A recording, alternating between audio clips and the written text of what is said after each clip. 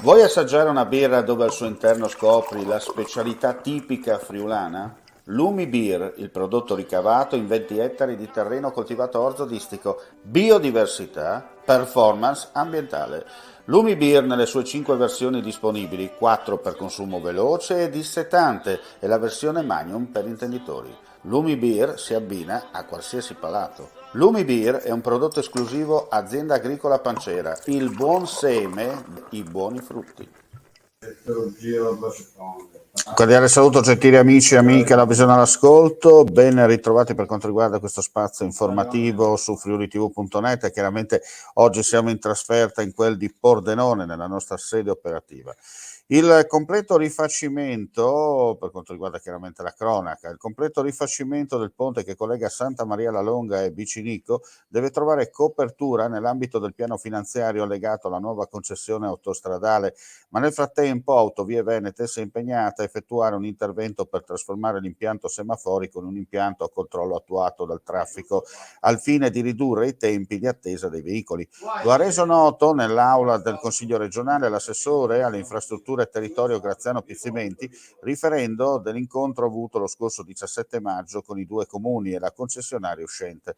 Mentre il senso unico sul ponte è l'unica soluzione per ora adottabile, l'assessore ha evidenziato che l'apertura del sottopasso di San Marco permetterà una ridistribuzione dei flussi di traffico.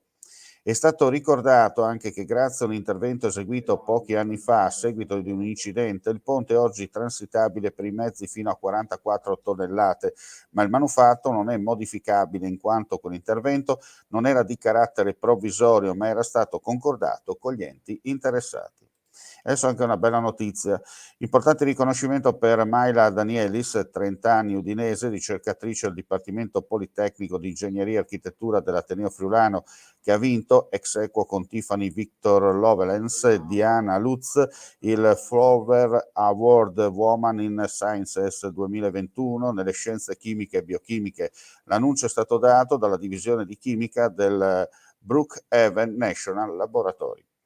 Invece restiamo nel tema del lavoro e ci spostiamo a Monfalcone. Si è svolto nella mattinata di ieri nel Palazzo Municipale di Piazza della Repubblica il quarto appuntamento del 2021 con il Recruiting Day, le giornate che il comune di Monfalcone programma periodicamente per supportare i cittadini che intendono trovare nuova occupazione o che sono intenzionati a cambiare la professione che hanno già e per affiancare le aziende che cercano personale, favorendo così l'incrocio tra domanda e offerta di lavoro. L'iniziativa è stata organizzata in collaborazione con l'Agenzia per il Lavoro Randstad e le aziende che hanno aderito. Hanno partecipato 41 candidati, 26 uomini e 15 donne, di età compresa tra i 18 e i 59 anni, e tutti hanno avuto l'occasione di sostenere subito uno o più colloqui con i responsabili delle risorse umane delle aziende di proprio interesse. E con questa notizia chiudiamo qui questa edizione flash. Ulteriori news come sempre sul nostro sito friulitv.net. Grazie per la visione e all'ascolto, non resta che augurare a tutti voi un buon proseguimento di giornata. Alla prossima. C'è chi ti promette la luna, chi ti promette le stelle, chi farà un nuovo universo se sarà il caso. Noi non ti promettiamo, facciamo. Media Triveneto, il nuovo network del Nord-Est.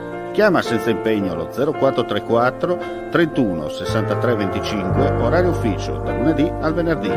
info@mediatriveneto.com.